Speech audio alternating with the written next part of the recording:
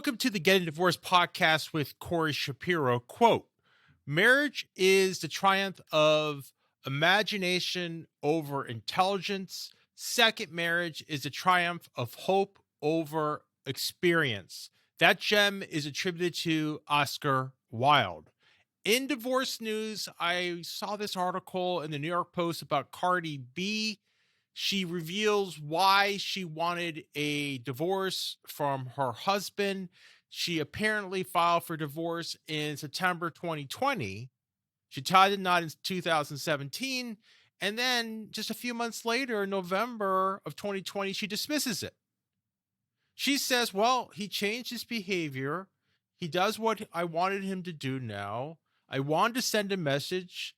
So all is okay. I mean, that's a paraphrase of what she's saying, but that's basically what she's saying. They also welcomed their second child in September 2021. When I read that article, what caught my eye is just that short amount of time.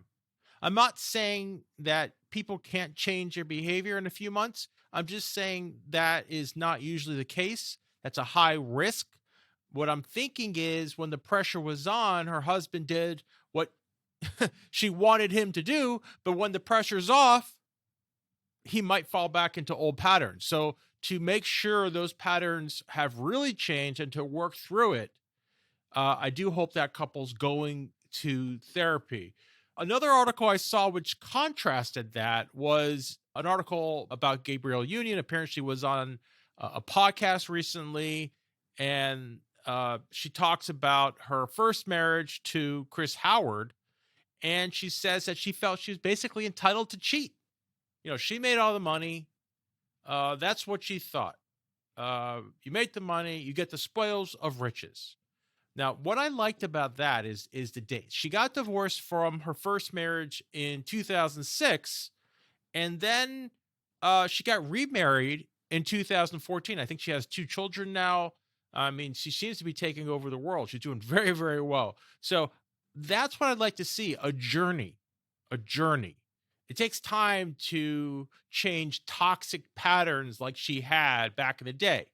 And it takes a lot of therapy, a lot of work to maintain it, a lot of good coaching. So I have more confidence in the durability of Gabriel's marriage than I do on Cardi B's, but I don't know for sure. You know, everyone plays the odds. But if you're in this situation and you file for divorce, which I don't think is actually the right thing to do, you might want to discuss your issues first, maybe in couples counseling. But if you want to send a message, things are really bad, and that's what you have to do, realize that unless you have some professional help, your thinking can't necessarily change problems if they're deep in, ingrained patterns. It's just really just changing your pattern because the pressure's on. When the pressure's off, you go back to the way things work. All right, question. We are in mediation, and during the mediation, we discussed many issues and came to an agreement. But then after the mediation, these agreements are not followed. What's going on? What do I do? Do I have to go to court? Well, this is a question that comes up often because what is an agreement?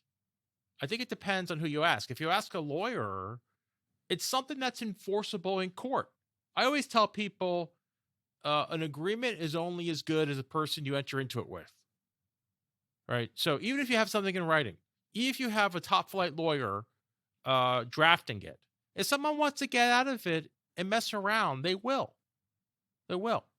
So if you know that, and you're in a mediation and you're supposed to have good faith and someone's breaking even informal agreements. Informal agreements are just these oral understandings. Nothing's in writing. Yeah, I agree to X, Y, and Z.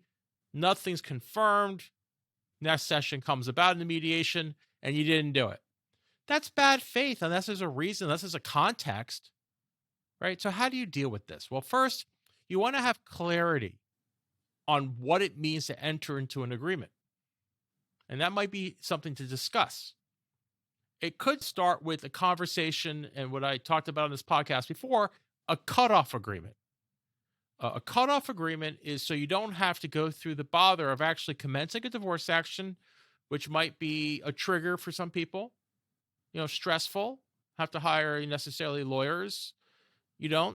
Most mediators would have a cutoff agreement, and it's as if you commence a divorce action. So issues of property distribution, issues of spousal support, issues of child support can all be from that date, that cutoff date. And what you're trying to prevent is someone abusing, manipulating the mediation process, because sometimes mediations last a long time. It could be months, it could even be longer. And there's just this inertia that's set in. And next thing you know, it's been like 18 months in mediation. And when you go to court, let's say you've been paying support for the past 18 months. You thought you were overpaying support. And the judge is like, no, no, no. The commencement date is where everything starts. I'm not crediting those past 18 months. You might have reconciled in that past 18 months. So I'm not going to second guess what you guys did. So if you're going to prevent all of that and you really want something enforceable, then you have to have something in writing, something that's executed properly in your jurisdiction. I'm not saying everything has to be that way, but you want to have really important things like a cutoff agreement.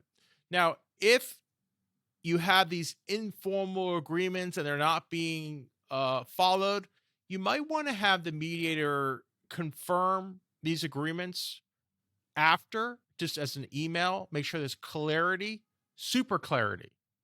It's like pick up the children at 3 p.m. If over 15 minutes late, then it's waived, the parenting session.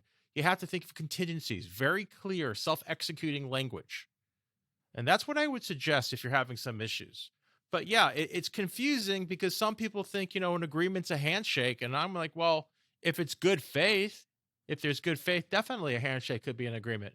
But maybe, but maybe not. Maybe the person has ulterior motives, or maybe they say yes, but then they realize they can't perform it, and they thought they could, and there's a reason, and it could be basically, quote unquote, the dog ate my my homework. So that's what you're dealing with when you're dealing with these types of issues. So I hope that is helpful. And as you can see, you really have to make sure there's clarity over an agreement and understand the difference between informal agreements and formal agreements. All right, positive perspective. Positive perspective. I want everyone listening to these podcasts who have a difficult divorce to reset their expectations. To reset their expectations, right? And how do you do that? If things are overwhelming, you're in a traumatic experience, your divorce has taken over your life, it's draining your energy, it's frustrating, it's costly. How do I, what do you want me to do, Corey? It's like my life is miserable. Well, I want you to focus on gratitude. I want you to focus on what you're grateful for. And this might be a challenge if you're especially in a traumatic experience. But here's what I would say. I'm a morning person, so I do this in the morning, but you can do this at night before you go to bed, either before you go to bed or first thing you do, get up. I do it in a journal. You don't have to. You can lie in bed and think about it. But in the past day or during this day, if you're at the end of the day, what am I grateful for? And again, I told you to reset your expectations. So it could be, I'm grateful that I had food today. That could be something. Okay. Do you have anything else? And just keep on going. Grateful I breathed today.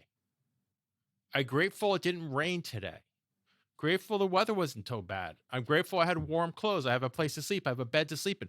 The problem, you could keep on going. And I don't want you to focus on in this exercise, I want you to focus on nothing negative. I want you to fill your brain with grateful, and that's getting that positive energy and a higher, vibrations. And if you can't say like this day sucked, Corey, I'm not doing this exercise. What are you grateful in the last hour? In the last 10 minutes? In the last minute? See the point? I'm resetting your expectations. That's your positive perspective of the week. Let me know how this exercise works. You can always send us feedback at gettingdivorce.org. All right. In closing, remember, this podcast is for informational purposes only. Please consult with your attorney before acting on the information contained in this podcast. Until next time, be creative, not reactive.